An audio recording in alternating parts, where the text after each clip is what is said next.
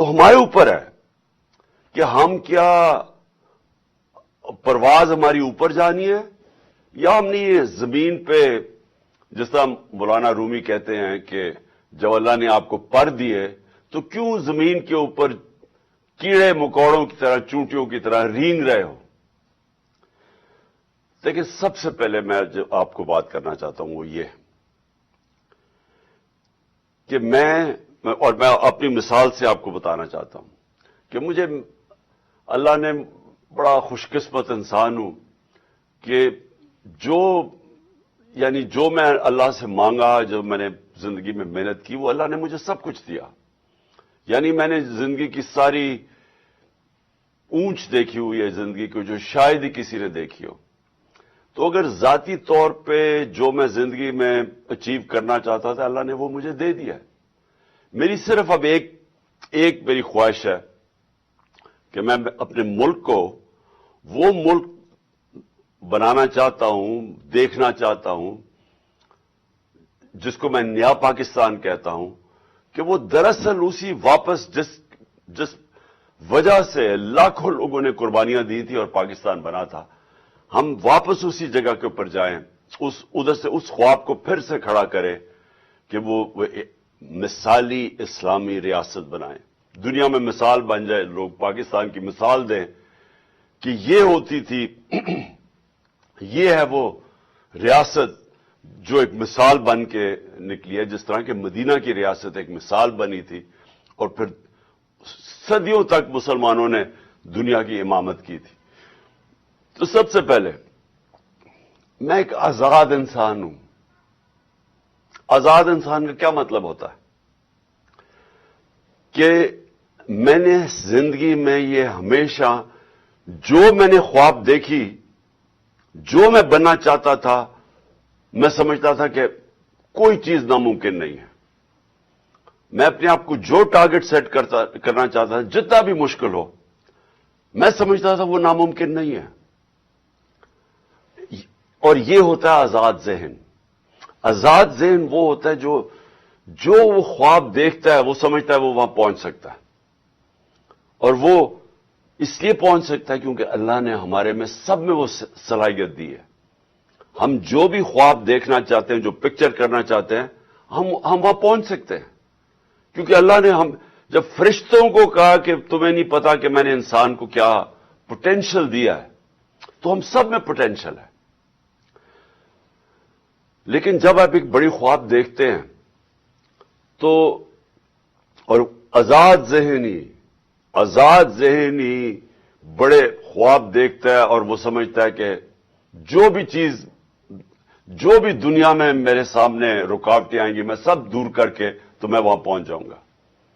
تو میں آپ کو صرف پہلے یہ بتانا چاہتا ہوں کہ یہ جو آپ سب میں، اور آپ جتنے بھی دیکھ رہے ہیں، آپ سب میں وہ صلاحیت ہے کہ جو بھی آپ سوچتے ہیں میں کرنا چاہتا ہوں زندگی میں، وہ آپ کر سکتے ہیں. رکاوٹ کیا آتی ہے؟ سب سے بڑی رکاوٹ یہ آتی ہے بڑی خواب کے اوپر پہنچنے کے لیے، خوف، ہارنے کا خوف. اگر میں اس کے پیچھے جاؤں گا، اگر میں فیل ہو گیا تو پھر کیا ہوگا؟ اگر میں وہ بڑی خواب کے پیچھے گیا اور زندگی، جان کا خطرہ ہوا، تو وہ خوف کی وجہ سے کہ اچھا وہ میری جان کو خطرہ ہوگا، کئی انسان اپنی خواب کو چھوڑ دیتے ہیں. یا یہ کہ جی میری رسک نہ چلی جائے، یہ کہ اگر میں اچھی بلی میری نوکری لگی ہوئی ہے، دل تو میرا اس نوکری میں نہیں ہے، کرنا تو میں کچھ اور چاہتا ہوں، لیکن اگر میں ادھر گیا تو یہ میری نوکری نہ چلی جائے. یہ تین سب سے بڑے خوف ہوتے ہیں انسان کے. اور خوف ایک ایسی چیز ہے جو ایک انسان کو اپنے مقصد سے پہنچنے کے لیے روکتا ہے. تو میری ساری زندگی میں بھی خوف تھے. کرکٹ کھیلنے آیا جب میں شروع کیا تو تب ساروں نے مذاق اڑاتے تھے میرا کہ نہیں کھیل سکتا. میرے دو بڑے فرسٹ کزن تھے، وہ میرے سے بہت اچھے تھے، وہ پاکستان کے کرکٹ ٹیسٹ کیپٹنز بن چکے تھے، میں سب سے چھوٹا تھا. تو سب نے کہا نہیں، اب تمہارے میں وہ صلاحیت نہیں ہے, تم یہ نہیں کر سکتے.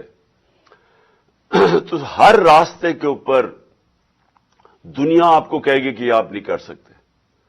ہر وقت پھر آپ کا مذاق اڑتا تھا. میں جب پہلا میچ کھیلا, میں ٹیم سے نکال دیا گیا, لوگوں نے مذاق اڑایا کہ اب یہ ختم ہو گیا. میری اپنی ٹیم مذاق اڑاتی تھی. تو اپنے ذہن میں یہ چیز ڈال دیں, جب بھی آپ کوئی بڑا کام کریں گے, جب بڑی خواب کے پیچھے جائیں گے, تو سارا وقت لوگ آپ کو کہتے رہیں گے کہ یہ نہیں ہو سکتا, یہ ناممکن ہے. اور دوسری مشکلیں آئیں گی سامنے, مایوسیاں آئیں گی, برے وقت آئیں گے. لیکن جو ہیومن پوٹینشیل ہے نا, جو اللہ نے ہمارے اندر طاقت دی ہے, ہم تب اس کے اوپر پہنچ سکتے ہیں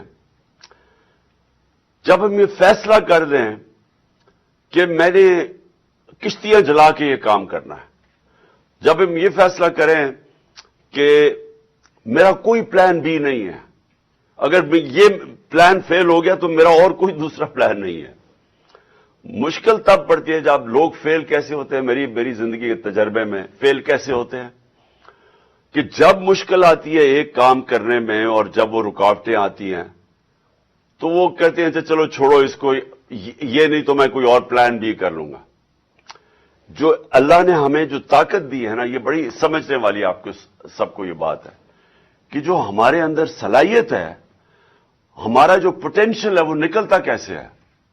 وہ نکلتا تب ہے جب ہم ایک چیز کے اوپر جنونی طور پہ فوکس ہو جاتے ہیں.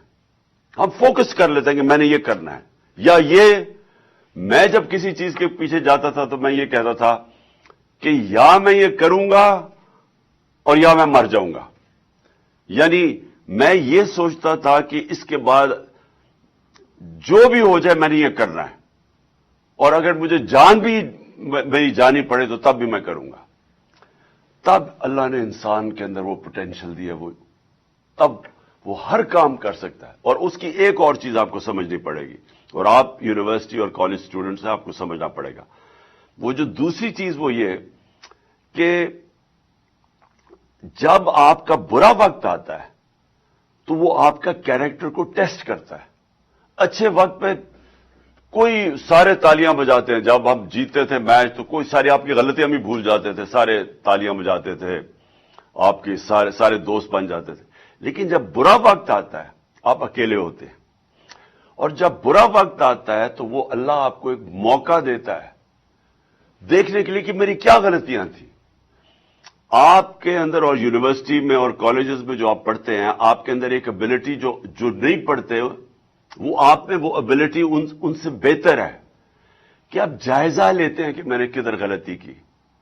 آپ اپنی غلطیوں کی نشاندہی کرتے ہیں. انگریزی کا ورڈ ہے سول سرچنگ کرتے ہیں, اپنے اندر جاتے ہیں کہ سوچتے ہیں میں نے کیا غلطی کی. اور ادھر آپ کے اندر اگر یہ صلاحیت آ جائے کہ اپنی غلطیوں کی نشاندہی کر لیں. میں ہمیشہ جب کرکٹ کھیلتا تھا غلطی ہوتی تھی, میں میچ ہارتا تھا, جو بھی ہوتا تھا, رات کو میں سوتا نہیں تھا جب تک کہ میں پوری طرح اپنے ذہن میں پوری طرح جائزہ لے لوں کہ میں نے غلطی کیا ہے, کیا غلطی اور جو آگے میں نے دہرانی نہیں ہے. یہ انسان کا جو پروگریس ہوتا ہے نا زندگی میں اوپر جانے کا, یہ سب سے امپورٹنٹ چیز ہوتی ہے. ایک ہار نہ ماننا, اور دوسرا جو برا وقت آتا ہے اپنی غلطیوں کو خود جائزہ لو, میں نے کدھر غلطی کی ہے. اور پھر تیسری چیز کہ محنت کرو, اس کے بعد محنت کر کے اپنی غلطیاں دور کرو. اور یہ ہے انسان کا پروگریس. کوئی بھی دنیا میں آج تک انسان ایک دم سیدھا اوپر نہیں چلا گیا. جو بھی انسان اوپر جاتا ہے وہ ایسے جاتا ہے سائیکلز میں. اوپر جاتا ہے, برا وقت آتا ہے, مار کھاتا ہے, گرتا ہے نیچے, پھر وہ وہاں اپنا جائزہ لیتا ہے, کھڑا ہوتا ہے, محنت کرتا ہے, پھر وہ اور اوپر چلا جاتا ہے. ہارتا انسان تب ہے جب وہ ہار مان جاتا ہے, اور وہ جب نچلا وقت آتا ہے, جب وہ ہاتھ کھڑے کر دیتا ہے, تب وہ ہار جاتا ہے اور پھر وہ وہیں رہ جاتا ہے. تو پہلے تو میری یہ چیز ہے کہ آزاد ذہن آزاد فیصلے کرتے ہیں. دنیا میں جو بڑے بڑے لوگوں نے ایجادیں کی, نئی نئی چیزیں ایجادیں کی, جب مسلمان ایک وقت پہ ہم اپنی پیک پہ تھے, ہمارے اندر خود اعتمادی تھی، ہمارے اندر کانفیڈنس تھا، تو ایک ایسا وقت تھا کہ کئی 100 سال تک جو سارے دنیا کے ٹاپ سائنٹسٹ مسلمان تھے، کہ آزاد ذہن تھے، وہ سمجھتے تھے ہم کچھ بھی کر سکتے ہیں، وہ کہتے کوئی چیز ناممکن نہیں ہے، اور وہ ذہن پھر نئی نئی چیزیں ایجاد کرتے تھے، اور جو بڑے 100 سال تک مسلمان دنیا کے اندر لیڈ کرتے رہے ایجادوں کے اندر، سائنس کے اندر، جو ویسٹرن سویلائزیشن کے اندر جو ان کی جو رینیسانس آئی، جو یورپ میں رینیسانس تھی، جب انہوں نے آگے بڑھنا شروع کیا تو مسلمانوں نے وہ کئی 100 سال تک وہ گیپ پورا کیا، جبکہ وہ گریک سویلائزیشن اور رومن سے جو بیچ میں گیپ تھا وہ مسلمانوں نے پورا کیا، مسلمان سائنٹسٹ نے۔ تو پہلی چیز تو میں نے آپ کو یہ کہنی تھی کہ آزاد ذہن وہی اوپر جاتے ہیں، پرواز انہی کی اوپر ہے۔ غلام ذہن اچھے غلام بنتے ہیں، کبھی ان کی پرواز اوپر نہیں جاتی۔ دوسری چیز، ملک، ہمارا ملک تب تک کوئی بڑے کام نہیں کرے گا جب تک ہم اپنے آپ کو ذہنی طور پہ اس چیز سے آزاد نہ کریں کہ جب تک ہمیں سپر پاور کی جب تک ہمیں حمایت نہیں ہوگی، جب تک وہ ہم انہیں خوش نہیں کریں گے، جب تک ہم ان سے ڈکٹیشن نہیں لیں گے، جب تک ہم سارے اس خوف سے رہیں گے کہ وہ ناراض نہ ہو جائیں، جب تک ہم اس فکر میں پڑے رہیں گے کہ ہاں اچھا جی اگر وہ ہم روس سے سستا تیل لیں گے تو ہمارا یہ جو آقا ہے، جو ہمارا ماسٹر ہے، وہ ناراض نہ ہو جائے، جب تک ہم اپنے پیر پہ کھڑے ہو کے باحیثیت قوم، جب تک ہم سٹرگل کرنا نہیں سیکھیں گے، ہم ایک آزاد ملک نہیں بن کے رہ سکتے۔ لا الہ الا اللہ، نہیں ہے کوئی خدا سوائے اللہ کے، یہ ایک بہت بڑا دعویٰ آزادی کا ہے، اس کے اندر پورا ایک فلسفہ ہے۔ محمد الرسول اللہ، انہوں نے، ہمارے رسول نے جو قرآن کے اندر لکھا ہوا ہے وہ چلتے پھرتے قرآن تھے، اس لیے اللہ ہمیں کہتا ہے ان کی سنت پہ چلو۔ لیکن لا الہ الا اللہ، یہ یاد رکھیں، یہ آپ اللہ کے سامنے دعویٰ کرتے ہیں کہ کوئی نہیں ہے خدا، اللہ تیرے، کسی کے سامنے میں نہیں جھکوں گا۔ تو جب یہ دعویٰ کر کے کسی سپر پاور کے سامنے ہم جب جھکتے ہیں تو ہم نے جو اللہ سے حلف لیا ہوتا ہے اس سے پیچھے ہٹ جاتے ہیں، اور اللہ کی برکت اٹھ جاتی ہے اس قوم سے۔ جو مدینہ کی ریاست کی میں بار بار اپنی قوم کو کہتا ہوں کہ وہ سیکھو کیا ہوا تھا، وہ دنیا کا تاریخ کا سب سے بڑا انقلاب آیا تھا۔ یہ ہیومن ہسٹری کے اندر لکھا ہوا ہے کہ 622 اور 632 کے بیچ میں جب ہمارے نبی صلی اللہ علیہ وسلم مدینہ پہنچے اور جب وہ اس دنیا سے تشریف لے کے گئے، ان 10 سالوں کے اندر دنیا بدل گئی۔ ایک ایسا انقلاب آیا جو کہ تاریخ کا حصہ ہے، کہ وہ لوگ جن کی حیثیت کوئی نہیں تھی وہ دنیا کی امامت کی انہوں نے، کہ 625 جنگ بدر 313 لڑنے والے تھے، 11 سال کے بعد رومن ایمپائر، بیزنٹائن ایمپائر، یارمک کی جو جنگ ہوئی تھی، گھٹنے ٹیک گیا مسلمانوں کے سامنے 11 سالوں کے بعد۔ کہاں 313، رومن ایمپائر کی جو ایک سدرن لیجن تھی وہ 1 لاکھ فوجی تھے اور جدید ہتھیار تھے، اور اس کے اگلے سال جو دوسرا سپر پاور تھی وہ ان کے سامنے گھٹنے ٹیک گیا، جو پرشین ایمپائر تھا۔ یہ تاریخ کا حصہ ہے۔ وہ کیا چینج آیا تھا ان لوگوں میں؟ ہمارے نبی صلی اللہ علیہ وسلم نے ان کے اندر کون سا فکری انقلاب لے کے آئے تھے کہ وہ بالکل انسان، چھوٹے سے انسانوں کو پر لگے اور اس دنیا کی امامت کی انہوں نے۔ سب سے پہلے ہوتی ہے خودداری۔ علامہ اقبال کی جو ساری شاعری، اس کا جو فلسفہ اگر آپ وہ پڑھیں، اس علامہ اقبال کے بہت پہلو ہیں، لیکن ایک پہلو جو تھا وہ غلام ہندوستان کے مسلمانوں کو جگانے کی کوشش کر رہے تھے، خودداری، یہ ان کی جو ساری کوشش تھی مسلمانوں کو جگانے کی کوشش کر رہے تھے، بتا رہے تھے کہ ایک زمانے میں آپ کیا تھے، شکوہ اور جواب شکوہ، کہ کہاں تھے آپ ایک زمانے میں اور کہاں آپ زمینوں پہ پہنچ گئے۔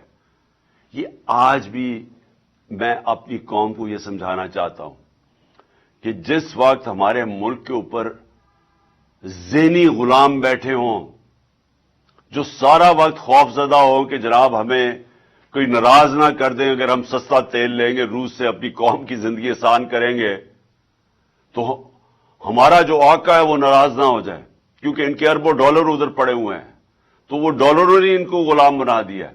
ہندوستان ان کا اسٹریٹجک ایلائی ہوتے ہوئے سستا تیل لے رہا ہے امریکہ روس سے، 40% کم پہ تیل لے رہا ہے اپنے لوگوں کے لیے، اور ہم یہاں مہنگائی میں پسے ہوئے ہیں کیونکہ ہمارے وہ غلام جو اوپر بیٹھے ہوئے ہیں وہ بیچارے اتنے ڈرتے ہیں کہ وہ جناب جب تک وہ مائے باپ ان کی اجازت نہیں دیتا وہ تیل نہیں خریدتے۔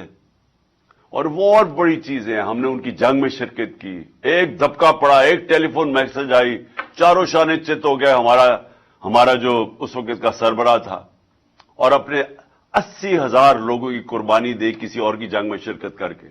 میں اکیلا لگا رہا، بار بار کہتا رہا کہ یہ بہت بڑا ظلم کر رہے ہیں، کسی کی جنگ میں جا کے اپنا ملک کی تباہی کر رہے ہیں، اور مجھے ہر قسم، مجھے یہی لوگ، یہی میڈیا میرے پیچھے پڑ گئے کہ جی طالبان خان ہے، جی یہ وہ ہے، یہ پرو دہشت گرد ہے، کیونکہ یہ غلام ہے۔ میں ایک آزاد انسان ہوں، میں کسی کی غلامی قبول نہیں کرتا، میں لا الہ الا اللہ میرے دل میں ہے، میں نے آج تک کبھی کسی کے سامنے نہیں جھکا، اور میں چاہتا ہوں کہ نہ ہی میری قوم، اور خاص طور پہ آپ جو ملک کا مستقبل ہے، اپنے آپ کو آزاد کر لیں۔ ایک قوم بنتی تب ہے جب وہ قوم فیصلہ کر لیتی ہے کہ ہم نے اپنے پیر پہ کھڑا ہونا ہے، ہم نے خوددار قوم، غیرت مند قوم بن کے رہنا ہے۔ دنیا تب عزت کرے گی پاکستانیوں کی جب پاکستانی اپنی خود عزت کریں گے۔ جب یہ ایک دنیا کا اصول ہے، کبھی اگر آپ نے اپنی عزت کروانی ہے دنیا سے، پہلے اپنی عزت خود کریں۔ جب آپ بیکاریوں کی طرح کبھی وہ جو کہتا ہے کہ میں مانگنے تو نہیں آیا لیکن میں بڑا مجبور ہوں، تو جب آپ کا پرائم منسٹر جا کے اس طرح کی باتیں کرتا ہے تو اس کو تو خیر، وہ تو بے شرم لوگ ہیں، ان کی تو عزت ہے ہی کوئی نہیں، چوروں کی کیا عزت ہوگی، لیکن وہ ساری قوم کی عزت ختم کر دیتے ہیں، ہر پاسپورٹ کی عزت چلی جاتی ہے۔ تو میں آپ کو جو آپ میرے فیوچر ہیں، یہ یاد رکھیں کہ یہ جو سب سے پہلے یہ بے شرمی کی زندگی گزارنی پڑتی ہے نا، ہاتھ پھیلا کے، جو اپنا پیسہ چوری کر کے ملک سے باہر بھیج دیتے ہیں، اربوں ڈالر کی پراپرٹیز میں وہاں رہتے ہیں بادشاہوں کی طرح، اور باہر لوگوں سے قرضے مانگ رہے ہیں کہ ملک چلانے کے لیے قرضہ چاہیے۔ تو یہ جو میرا دوسرا پوائنٹ یہ ہے کہ ہم ایک ملک وہ دیکھنا چاہتے ہیں، اور یہ مشکل راستہ، آزادی کا راستہ آسان نہیں ہوتا، آزادی کے لیے قربانیاں دینی پڑتی ہیں۔ جو ملک آزاد ہوئے ہیں، قربانیاں دی انہوں نے، اور ایک اور میری بات یاد رکھ لیں، آپ نماز میں صرف اللہ سے ایک چیز مانگتے ہیں کہ اللہ مجھے ان کے راستے پہ لگا جن کو تو نے نعمتیں بخشی ہیں، اس راستے پہ نہیں جو اپنی تباہی کے راستے پہ چلے گئے۔ جو تباہی کا راستہ ہے وہ کئی دفعہ آسان راستہ ہے، وہ لوگ بڑا آسان راستہ لگتا ہے، جی ہم ایڈ لے لیں گے، دیکھیں جی محنت کریں گے نہیں، ایڈ لے لیں گے تو وہ پیسہ آ جائے گا، تو چلے جی ہم اپنا ملک تھوڑی دیر کے لیے چلا لیں گے۔ یہ تباہی کا راستہ ہے۔ جو آپ کی عظمت کا راستہ ہے، جو آپ اللہ سے مانگتے ہیں ہر روز نماز میں، وہ مشکل راستہ ہے، وہ نبی صلی اللہ علیہ وسلم کا راستہ ہے، وہ آسان راستہ نہیں تھا ان کا، ان کی زندگی پڑھیں، مشکلوں کا راستہ تھا، لیکن کسی انسان کو وہ عظمت، وہ چھوٹی سی ایک ریاست کھڑی ہوئی اور اس نے دنیا کا کئی سو ہزار سال تک مسلمان دنیا کی پاور بنے رہے. تو وہ ادھر مدینہ کی ریاست میں اصول طے کیے گئے تھے، اور سب سے بڑا اصول یہ ہے لا الہ الا اللہ، نہیں ہے خدا سوائے اللہ کے. ان کے پاس بھی 2 سپر پاور تھیں، وہ بھی ان سے ایڈ مانگ سکتے تھے، مدد مانگ سکتے تھے. نہیں، انہوں نے اپنے پیروں کے اوپر کھڑا ہو کے ایک عظیم قوم بنے. اور انسان کا پوٹینشیل ڈیولپ ہی تب ہوتا ہے جب وہ اپنے پیروں پہ کھڑا ہوتا ہے. آپ آج وساکیاں لے کے چلنا شروع ہو جائے، آپ کی ٹانگیں کمزور ہو جائیں گی. آپ جب اپنے پیروں پہ کھڑے ہوتے ہیں آپ مضبوط ہوتے ہیں. آپ جتنا مشکلوں ریزسٹنس ویٹ اٹھاتے ہیں آپ کے بازو تکڑے ہو جاتے ہیں. ذہن بھی ایسا ہی ہے اور قوم بھی ایسی ہوتی ہے، مشکلوں سے نکل کے قوم بنتی ہے. تو یہ میرا دوسرا پوائنٹ ہے کہ ہمیں وہ پاکستان بنانا ہے جو کہ اپنے پیر پہ کھڑا ہو، جو کبھی کسی کے سامنے نہ جھکے. اور تیسری چیز، یہ تیسری میں نے آپ کو سب سے امپورٹنٹ چیز بتانی ہے کہ دیکھیں، آزادی خوشحالی یہ ایک چیز کے اوپر ڈپینڈ کرتی ہے، انصاف. 26 سال پہلے میں نے اپنی پارٹی کا نام رکھا تھا انصاف کی تحریک. انصاف کی تحریک کا مطلب کیا ہوتا ہے؟ Rule of law. Rule of law کا مطلب یہ ہوتا ہے جو انسان کے معاشرے اور جانوروں کے معاشرے میں فرق کیا ہوتا ہے. جانوروں کے معاشرے کے اندر طاقت کی حکمرانی ہوتی ہے. جو شیر ہے وہ بادشاہ ہے کیونکہ وہ سب سے طاقتور ہے، اور جو اس سے کمزور ہے وہ اپنے سے کمزور کے اوپر ظلم کرتا ہے. جتنا کمزور ہوتا جاتا ہے، وہ بلی ہے وہ چوہے کو پکڑ لیتی ہے، اس سے جو تکڑا ہوتا ہے جو لیپرڈ ہے وہ ہرن کو پکڑ لیتا ہے، بادشاہ وہ گائے کو پکڑ لیتا ہے. یعنی جو طاقتور ہے وہ اپنے سے کمزور کے اوپر ظلم کرتا ہے. اس کو جنگل کا قانون کہتے ہیں. انسانی قانون، اس کے اندر انصاف ہوتا ہے. یہ فرق ہوتا ہے، اصل میں یہ فرق ہوتا ہے انسان اور جانوروں کے اندر. اللہ کے جتنے بھی پیغمبر آئے وہ ان کی سب سے بڑی میسج یہ تھی انصاف کی. وہ سارے مظلوموں کے ساتھ کھڑے تھے. حضرت عیسیٰ، ان کے اوپر ایک نئی کتاب نکلی تھی دا زیلٹ، اس میں وہ غریب طبقے کے ساتھ کھڑے تھے، جو رومن امپیریلزم تھی اس کے خلاف کھڑے تھے، جو کہ یہودی جو کلرجی تھی، جو ایلیٹ تھی، اس کے خلاف کھڑے ہوئے تھے کیونکہ وہ دباتے تھے کمزوروں کو. ساری دنیا کی تاریخ میں کمزور، جتنا معاشرے کے اندر جنگل کا قانون ہوتا ہے اتنا ہی طاقتور کمزور کے اوپر ظلم کرتا ہے. جتنا ہی معاشرے کے اندر انصاف ہوتا ہے وہ معاشرہ وہی اوپر جاتا ہے. تو حضرت موسیٰ فرعون کے سامنے کھڑے ہوئے کہ وہ ظلم کر رہا تھا لوگوں کے اوپر. حضرت ابراہیم نمرود کے خلاف کھڑے ہوئے. ہمارے نبی صلی اللہ علیہ وسلم مکہ کے جو کفار تھے ان کی ایلیٹ کے خلاف کھڑے ہوئے، رائے حق ادھر انہوں نے بلند کی. تو جو آپ سب کی جو سب سے بڑی ذمہ داری ہے، اب میں آپ کے اسٹوڈنٹ سے بات کر رہا ہوں، آپ کی سب سے بڑی ذمہ داری ہے جو اللہ آپ کو حکم کرتا ہے قرآن میں، جہاد کا. جہاد ہے ظلم اور ناانصافی کے سامنے کھڑے ہونا. اللہ نے کیوں ہم سب کے اوپر جہاد فرض کیا؟ اللہ نے اس لیے ہمارے اوپر جہاد فرض کیا ہے کہ جب ایک معاشرہ ظلم اور ناانصافی کے سامنے اپنی آواز بلند کرتا ہے وہ اپنے آپ کو آزاد کر لیتا ہے اس سے. اصل آزادی تو آتی ہے انصاف سے، کیونکہ انصاف آپ کو حقوق دیتے ہیں. امریکہ کے اندر 2 بہت بڑی موومنٹ شروع ہوئی تھی.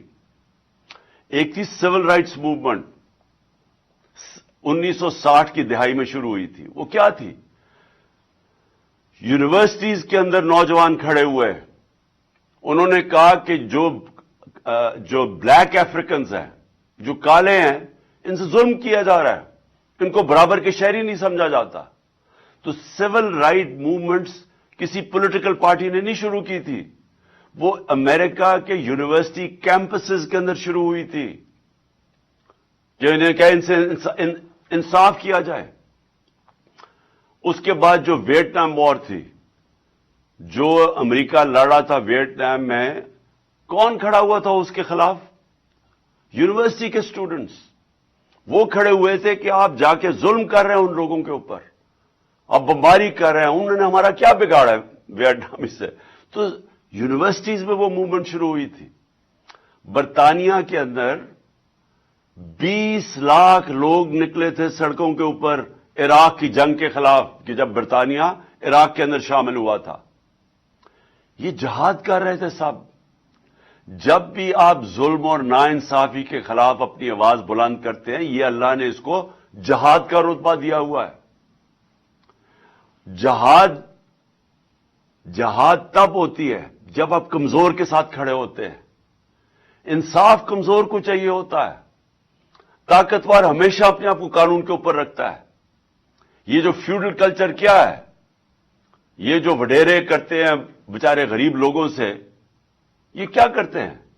ان کو انصاف نہیں دیتے, ان کے اوپر ظلم کرتے ہیں. سندھ کے اندر آپ چلے جائیں, جو ظلم میں نے سندھ کے بیچارے ہاریوں, جو بیچارے کسان, جو ان کا نچلا طبقہ, جو وہاں طاقتور ان سے ظلم کرتا ہے, میں نے دنیا میں کہیں ایسا ظلم نہیں دیکھا. جانوروں کی طرح رکھتے ہیں ان بیچاروں کو. غربت آپ جا کے دیکھیں اندرون سندھ کے اندر, میں نے دنیا میں کئی اتنی غربت ہی دیکھی جو وہاں غربت ہے. کیوں ہے؟ انصاف نہیں ہے. نیلسن منڈیلا کی بڑا ایک فیمس ورڈز ہیں کہ خوشحالی جو ہوتی ہے ایک ملک کے اندر, خوشحالی وہ کوئی معاشی ترقی کی وجہ سے خوشحالی نہیں آتی, وہ انصاف کی وجہ سے آتی ہے. جو بھی ملک ترقی کرتا ہے وہ سب سے پہلے انصاف قائم کرتا ہے. مدینہ کی ریاست میں نبی صلی اللہ علیہ وسلم نے سب سے پہلے عدل اور انصاف قائم کیا تھا. غربت کی انتہا تھی وہاں, مسلمان تو بہت غریب تھے, ہجرت کر کے آئے ہوئے تھے. پہلے انصاف قائم کیا, اس کے بعد خوشحالی آئی. جو انصاف کی دنیا کے اندر آپ ذرا چلے جائیں تو جو دنیا کے اندر معاشرے خوشحال ہے وہ سب سے زیادہ انصاف ادھر ہے. ایک انڈیکس ہے جو میجر کرتا ہے کہ ایک معاشرے میں انصاف کتنا ہے, اس کو کہتے ہیں رول آف لا انڈیکس.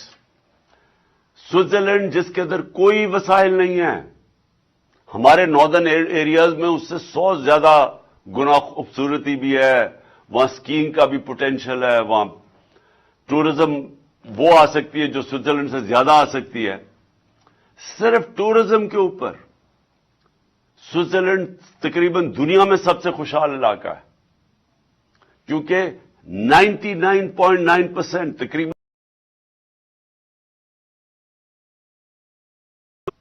وہاں کوئی قانون کے اوپر نہیں ہے. اور اس معاشرے کے اندر آپ یہ دیکھیں کہ وسائل نہ ہونے کے باوجود خوشحال ہے. سارا جو یورپ ہے, جو امریکہ ہے, جو یہاں سے لوگ کیوں جاتے ہیں بیچارے اتنے مشکل ویزے لگوا کے کیوں جاتے ہیں ان ملکوں کے اندر؟ کیونکہ وہ انصاف ہے. رول آف لا انڈیکس میں وہ سارا جو یورپ اور یہ 90% سے زیادہ اوپر ہے. سو ہر جگہ انصاف 90% سے اوپر ہے. تو مسلمان ملکوں پہ آ جائیں, جو سب سے زیادہ تیل ہے سارے افریقہ کے اندر وہ ہے نائجیریا. 7% ہے رول آف لا انڈیکس میں, انصاف ہی نہیں ہے. تو تیل کے باوجود غربت ہے. ہماری جو مسلمان دنیا ہے, پاکستان دیکھ لیں, ہمارا کیا رول آف لا انڈیکس ہے؟ ہم 10% بھی نہیں ہیں. اور انصاف پھر سے طاقتور اور کمزور قانون کے سامنے ایک برابر, اس کو انصاف کہتے ہیں. قانون طاقتور اور کمزور میں فرق نہیں کرتا.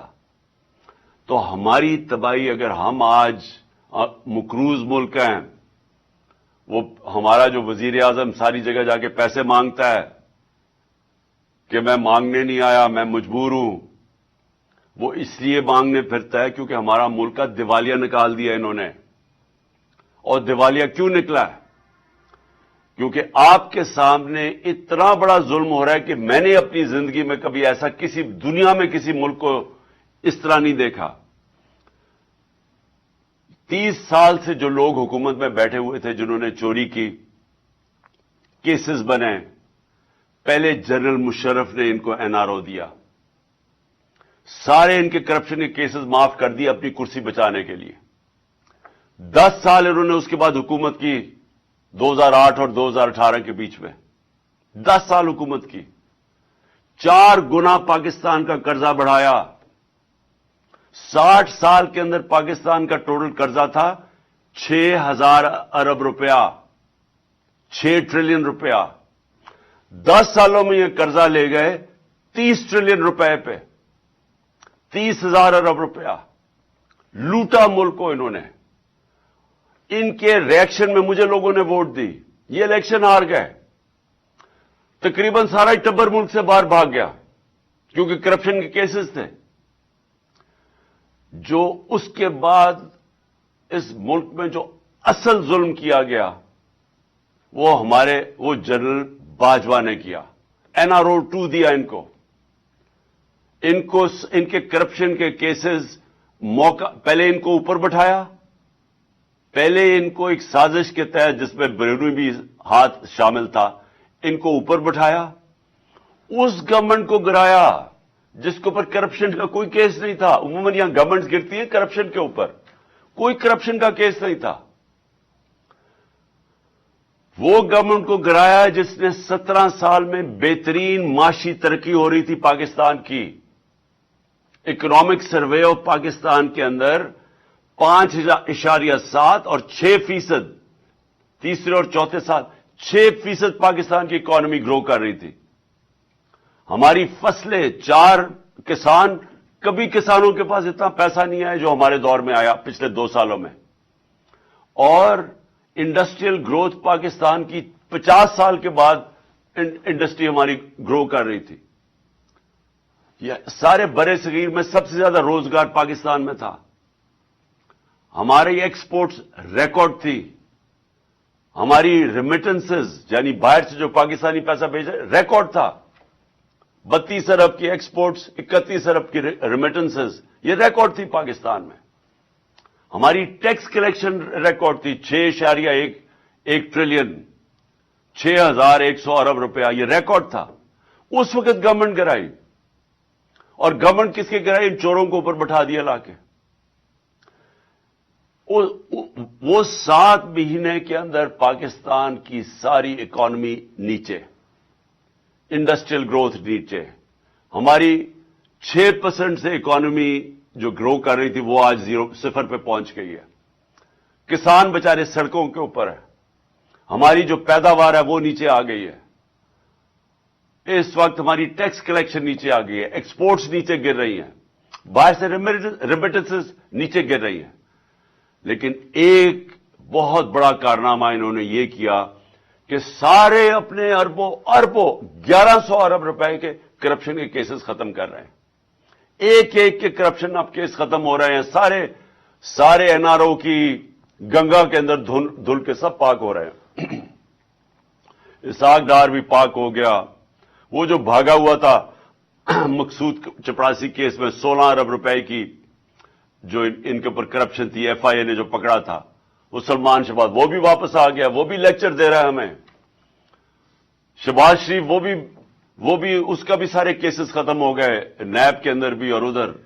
नवाज शरीफ पर तोल रहा है वापस आने के लिए और कह रहा है वो भी नेल्सन मंडेला बना हुआ कि मेरे से बहुत बड़ा जुल्म हुआ। जरदारी के भी केसेस खत्म हो रहे हैं। उसकी बहन भी आज पाक हो गई है। जो सारा सिंध जानता है कि हर चीज पे कमीशन लेते हैं ये बहन भाई। ये मैं आखिर में आपको कहना चाहता हूं, ये अगर इस तरह का ये जुल्म है कि बेचारा गरीब आदमी जेलों में, छोटा चोर जेलों में घुसा हुआ है, आम आदमी छोटी छोटी चोरों में जेलों में पड़े हुए हैं। वो एक कमाने वाला जाता है पीछे, घर वालों के पास रहता कुछ नहीं है। वो लोग जेलों के अंदर हैं। और जो इस मुल्क के बड़े बड़े डाकू जैसे ही इनको पकड़ने लगते हैं मुल्क से बाहर भाग जाते हैं। और उसके बाद डील करके, पहले मुशर्रफ से डील किया, बाजवा से डील करके वापस आ गए। अब ये फिर सारे इनके केसेस खत्म होंगे اور یہ پھر لوٹیں گے اس ملک کو. تو میں نے آخر میں آج آپ سب کو یہ آج فیوچر کے اپنے لیڈرز آپ سب بیٹھے ہوئے ہیں, میں نے یہ آپ کو کہا کہ یہ آپ کا مستقبل ہے. کئی لوگ اس وقت میں دیکھتا ہوں تقریباً مجھے تو بڑا افسوس ہوا, میرے خیال میں 1,70,000 پاکستانی باہر چلے گئے ہیں پچھلے 7 مہینے کے اندر, اور بڑی تیزی سے لوگ باہر جا رہے ہیں. یہ باہر جانا پڑھ کے, تعلیم سیکھ کے, جاب ایکسپیرئنس کر کے, لیکن واپس آنا آپ کے لیے بڑا ضروری ہے. دیکھیں, آپ کو اس ملک کے لیے سٹرگل کرنی چاہیے بجائے باہر بھاگ جانے کے. جب تک آپ اس ملک کے اندر جدوجہد نہیں کریں گے, آپ اپنے ملک کو نہیں بچا سکیں گے. اللہ نے آپ کو ایک ایسا ملک دیا ہے, آپ کو کسی کو اندازہ نہیں ہے. مجھے اندازہ ہے, میں پہلے تو سارا پاکستان پھرا ہوا ہوں, دوسرا میں 3.5 سال اقتدار میں رہ چکا ہوں. اس ملک کو اللہ نے کسی چیز کی کمی نہیں دی. ہمیں صرف ایک ہی مسئلہ ہے, ہمارے ملک میں انصاف نہیں ہے. اور اس کے اوپر حضرت علی کا قول ہے کہ کفر کا نظام چل جائے گا, لیکن ناانصافی اور ظلم کا نظام نہیں چل سکتا. یہ آپ کے سامنے وہ ہو رہا ہے. یہ وسائل کی کمی نہیں ہے, یہ انصاف کی کمی ہے. انصاف ہی آزاد کرتا ہے قوم کے پوٹینشل کو. آزاد قوم ہی بڑے کام کرتی ہیں. جو میں حقیقی آزادی کی کیمپین میں کر رہا ہوں اس وقت, اور انشاءاللہ جب تک میں زندہ ہوں میں کرتا رہوں گا. ہم نے اگر اوپر آنا ہے, ہم نے اپنے آپ کو آزاد کرنا ہے, اور آزادی سب سے پہلے انصاف سے ملتی ہے. ہمیں اس ناانصافی کے خلاف سب کو آواز بلند کرنی ہے. آپ کو اللہ نے آپشن نہیں دی نیوٹرل رہنے کی, چپ کر کے گھر میں بیٹھنے کی. آپ کو اس نے اجازت ہی نہیں دی. انسانوں کو تو اس نے کہا ہوا ہے اللہ نے کہ انسان کا تو بڑا درجہ ہے. انسان یہ نہیں آپشن وہ کر سکتا کہ اچھا جی اور کوئی آ کے اگر ملک میں ناانصافی ہے تو لوگ جدوجہد کریں گے, میں آرام سے چپ کر کے گھر میں چوڑا ہو کے بیٹھوں گا. وہ معاشرے مر جاتے ہیں. جو معاشرہ ظلم اور ناانصافی کا مقابلہ نہیں کرتا وہ مر جاتا ہے. ایرسٹوٹل 2500 سال پہلے اس نے کیا کہا تھا؟ اس نے کہا تھا اگر معاشرہ میں ناانصافی ہوگی, سارے شہری نکل کے ظلم کے اور ناانصافی کے خلاف کھڑے ہو جائیں گے. سب شہری کھڑے ہو جائیں گے. لیکن اس نے کہا سوائے 2 طبقوں کے. ایک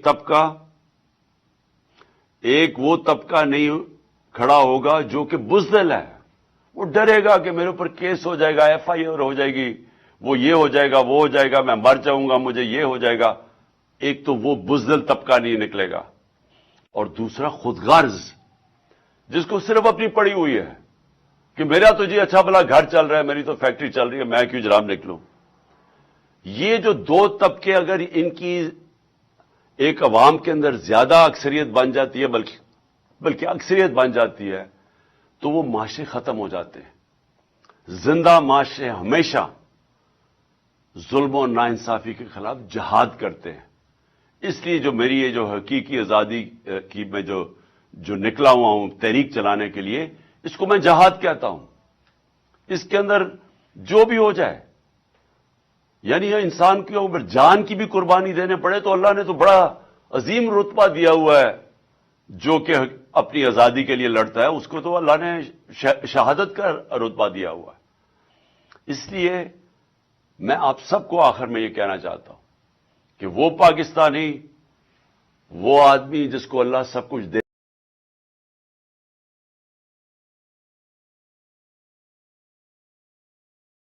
آپ کے لیے, آپ کے مستقبل کے لیے, کیونکہ غلاموں کا کوئی مستقبل نہیں ہے. یہ بھی کوئی مستقبل نہیں ہے کہ میں ویزا کٹا کے باہر چلا جاؤں گا. میں نے 20 سال اپنی زندگی کے باہر گزارے ہوئے ہیں.